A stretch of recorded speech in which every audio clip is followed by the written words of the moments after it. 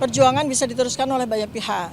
Tapi apabila eksepsi ditolak, berarti kita mengucapkan Bismillah, kita akan maju terus untuk mengungkapkan kebenaran. Tapi harapannya diterima atau ditolak? Nggak ada harapan. La haula wala quwata illa billahil azim. Kita serahkan kepada Allah. Dok, kalaupun diterima hari ini, berarti tidak ada pembuktian kebenaran ijazah di Oh, Ada klaster lain. pembuktian ijazah itu bisa dilakukan melalui banyak hal. Kami ya, saya Dr. Tifa melakukan pembuktian kebenaran ijazah itu dengan ilmu. Ya kalau kita mau lanjutkan ke hukum ya nanti kan banyak sekali sekarang ini sidang-sidang di berbagai tempat yang sudah digunakan oleh teman-teman untuk mengungkapkan kebenaran. Sekarang ini udah jalan ya laporan untuk ijazah palsu Joko Widodo di Bareskrim sedang berjuang. Nah, jadi nanti saya bisa berperan sebagai saksi, bisa berperan sebagai ahli untuk beberapa sidang-sidang yang sekarang ini sudah berjalan dan sudah direncanakan oleh Pak aktivis. Ya. No worries, nowhere. Saya berharap Pak Jokowi harus siap untuk bertemu dengan kami karena nanti yang akan kami tanya sama beliau itu bukan cuma ijazahnya ya, tapi 709 dokumen ini ya. 709 dokumen yang sudah kami riset semuanya. Ya, jadi beliau harus siap, bukan hanya datang sehari, bukan. Beliau harus siap datang berhari-hari, berbulan-bulan, bahkan bertahun-tahun untuk mempertanggungjawabkan 709 dokumen ini. Ya, jadi kalau eksepsi kami ditolak itu justru sekali lagi saya katakan, saya kasihan sama Pak Jokowi karena beliau secara lahir fisik ya di usia beliau yang sudah lansia harus bersiap untuk mendapatkan panggilan terus-menerus dari Pengadilan Negeri Jakarta Timur dan beliau wajib untuk hadir ya, tidak bisa diwakilkan karena beliau adalah saksi pelapor ya, seperti itu. Ya, oke, baik, terima kasih. Jadi yang harus siap itu Pak Jokowi tanya apa sudah siap atau belum, bukan kami gitu loh. Ya, Ya. yang ditanya. Ya. Ya, siap, kita insya Allah siap. Sampai ketemu nanti ya setelah itu.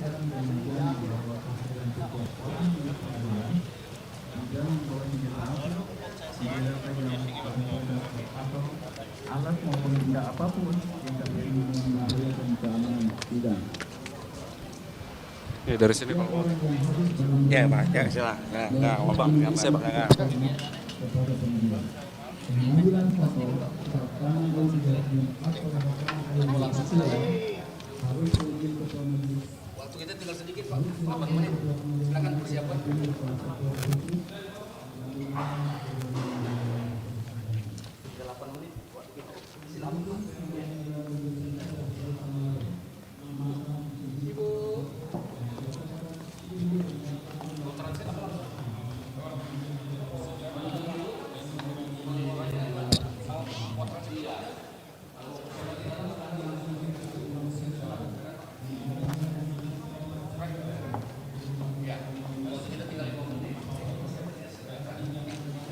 Terkait dengan persidangan Dr. Tifa yang berlangsung di Pengadilan Negeri Jakarta Timur.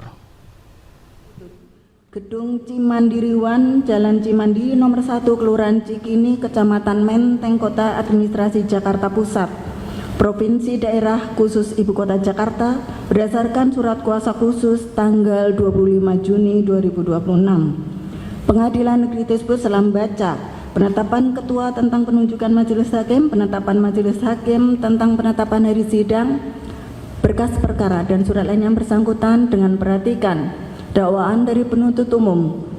Terdakwa didakwa dengan dakwaan ke-1 primer.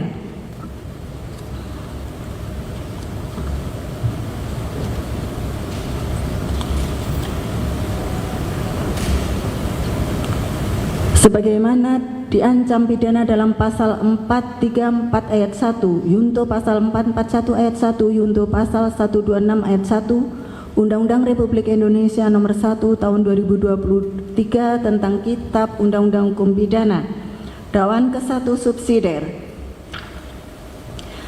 Perbuatan terdakwa diancam pidana dalam pasal 433 ayat 1, Yunto pasal 441 ayat 1, Yunto pasal 126 ayat 1 Undang-Undang Republik Indonesia nomor 1 tahun 2023 tentang Kitab Undang-Undang Hukum Pidana.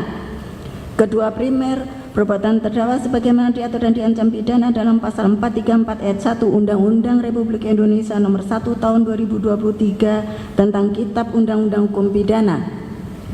Kedua subsidiar, perbuatan terdakwa sebagaimana diatur dan diancam pidana dalam pasal 310 ayat 1 Kitab Undang-Undang Hukum Pidana atau WVS. Dakwaan ketiga. Perbuatan terdakwa sebagaimana diatur dan diancam pidana dalam pasal 35 yunto pasal 51 ayat 1 Undang-Undang RI nomor 11 tahun 2008 tentang informasi dan transaksi elektronik, yunto Undang-Undang Republik Indonesia nomor 1 tahun 2026 tentang penyesuaian pidana, yunto pasal 126 ayat 1 Undang-Undang RI nomor 1 tahun 2023 tentang Kitab Undang-Undang Hukum Pidana.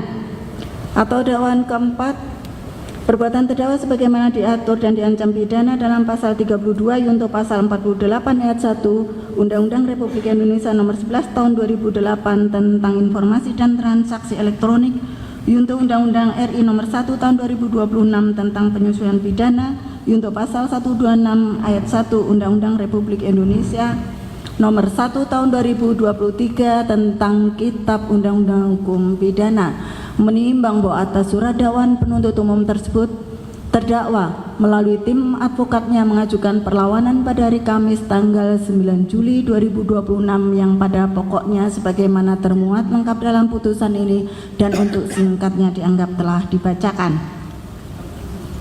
Menimbang bahwa atas perlawanan terdakwa melalui tim advokatnya tersebut penuntut umum mengajukan pendapatnya pada tanggal 16 Juli 2026 sebagaimana termuat dalam putusan ini dan untuk singkatnya dianggap telah dibacakan. Menimbang bahwa setelah mempelajari dan mencermati surat dakwaan penuntut umum, perlawanan tim advokat terdakwa serta pendapat penuntut umum atas perlawanan tersebut, majelis hakim mempertimbangkan hal-hal sebagai berikut. Menimbang bahwa pasal 206 ayat 1 Undang-Undang nomor 20 tahun 2025 tentang Kitab Undang-Undang Hukum Acara Pidana mengatur dalam hal terdakwa atau advokat mengajukan perlawanan bahwa pengadilan tidak berwenang mengadili perkaranya atau dakwaan tidak dapat diterima atau surat dakwaan harus dibatalkan setelah diberi kesempatan kepada penuntut umum untuk menyampaikan pendapatnya, hakim mempertimbangkan perlawanan tersebut untuk selanjutnya mengambil keputusan.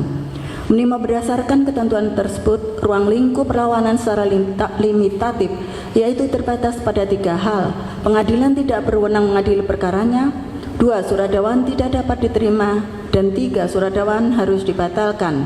Menimbang bahwa ketentuan pasal 206 ayat 1 Undang-Undang nomor 20 tahun 2025 tentang Kitab Undang-Undang Hukum Acara Pidana tersebut berhubungan dengan syarat sahnya surat dakwaan sebagaimana diatur dalam pasal 75 ayat 2 Undang-Undang nomor 20 tahun 2025 yang mengatur bahwa penuntut umum membuat surat dakwaan yang berisi a. Tanggal penandatanganan nama lengkap, tempat lahir, umur dan tanggal lahir, jenis kelamin, kebangsaan, tempat tinggal, agama dan pekerjaan terdakwa.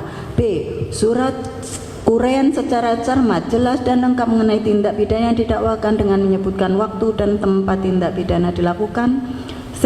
Pasal undang-undang yang dilanggar dan tanda tangan penuntut umum dengan konsekuensi hukum bahwa surat dakwaan yang tidak memenuhi ketentuan syarat materi huruf B adalah batal demi hukum sebagaimana ketentuan pasal 75 ayat 3 Undang-Undang nomor 20 tahun 2025. Menimbang bahwa menurut doktrin hukum yang dianut secara konsisten dalam praktik peradilan sebagaimana dikemukakan oleh Yahya Harahap dalam bukunya Pembahasan Permasalahan dan Penerapan KUHP Jilid 2 Pustaka Kartini 1988 halaman 660 sampai 664 bahwa keberatan atau eksepsi harus diajukan sebelum pokok materi perkara diperiksa oleh persidangan.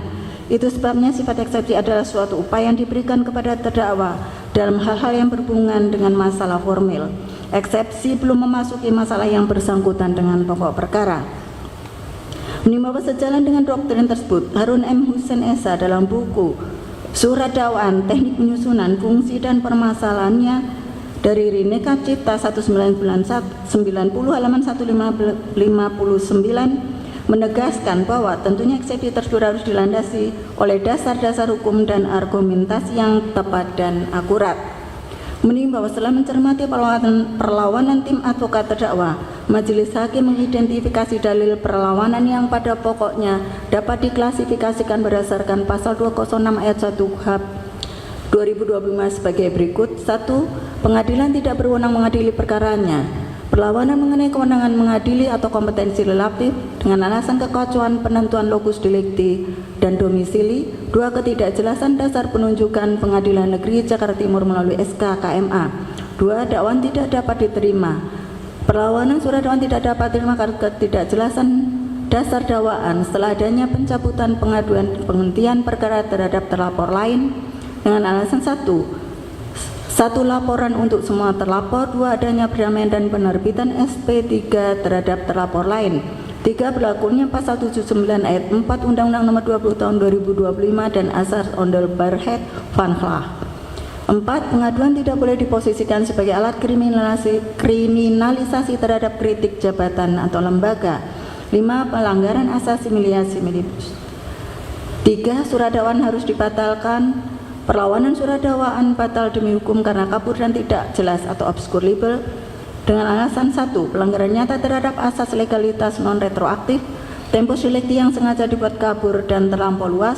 3. Lokus delicti tidak tindak pidana cyber. 4. Pencampuran perbuatan pihak ketiga ke dalam dakwaan terdakwa. 5. Pencampur aduan dua rezim hukum pidana material berbeda. 6. Cacat hukum akibat rekayasa prosedural dan ketiadaan hasil audit digital forensik cacat uraian unsur pasal 32 dan pasal 35 Undang-Undang ITE.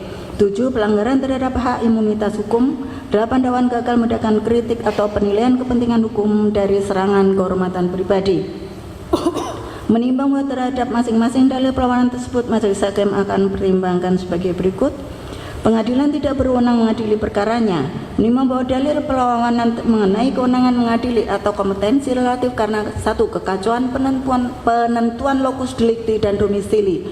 Menimbang bahwa atas dalil perlawanan tim advokat terdakwa, penuntut umum menyampaikan pendapat yang pada pokoknya pencantuman Ainus Tower atau di Jakarta Pusat dalam surat dakwaan kedua primer adalah bentuk kecermatan penuntut umum dalam memaparkan aktus reus fisik awal atau tempat produksi konten.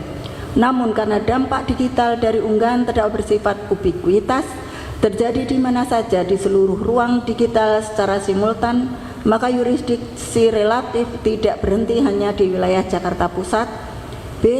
Dalam hukum pidana modern, khususnya yang berkaitan dengan informasi dan transaksi elektronik, serta penyebaran konten digital yang diatur dalam Undang-Undang Nomor 1 Tahun 2023, penentuan lokus delicti tunduk pada perluasan doktrin hukum peradilan. 1. Teori alat. 2. Teori akibat.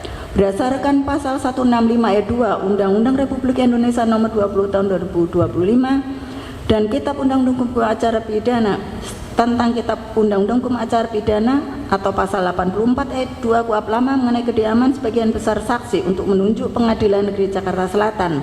Pencantuman alur kompetensi tersebut bukanlah kekacauan, melainkan pemenuhan syarat formal kronologi yurisdiksi sebelum perkara ditarik ke Pengadilan Negeri Jakarta Timur. Bahwa penuntut umum sengaja menguraikan elemen Jakarta Selatan dalam surat dakwaan untuk menegaskan prinsip efisiensi peradilan, yaitu membuktikan secara limitatif bahwa tempat tinggal terdakwa, tempat terdakwa ditemukan, dan kediaman sebagian besar saksi yang akan dihadirkan memang lebih dekat dan relevan diakses dalam radius wilayah hukum DKI Jakarta, bukan di luar provinsi. Ini adalah prasyarat administratif yang wajib dilengkapi sebelum melangkah ke ketentuan pasal 166 Undang-Undang Nomor 20 Tahun 2025. Mengenai ketidakjelasan dasar penunjukan Pengadilan Negeri Jakarta Timur melalui surat keputusan Ketua Mahkamah Agung, menimbang bahwa penunjukan Pengadilan Negeri Jakarta Timur bersandar penuh pada pasal 166 Undang-Undang Republik Indonesia Nomor 20 Tahun 2025 atau pasal 85 Undang-Undang 8 Tahun 81 yang memberikan mandat mutlak kepada Ketua Mahkamah Agung RI untuk mengalihkan yurisdiksi relatif atau pengadilan negeri ke pengadilan negeri lain demi alasan keamanan, ketertiban umum atau efisiensi peradilan. Menimbang bahwa terhadap perlawanan terdakwa atas kewenangan Pengadilan Negeri Jakarta Timur mengadili perkara terdakwa tersebut, majelis hakim mempertimbangkan sebagai berikut.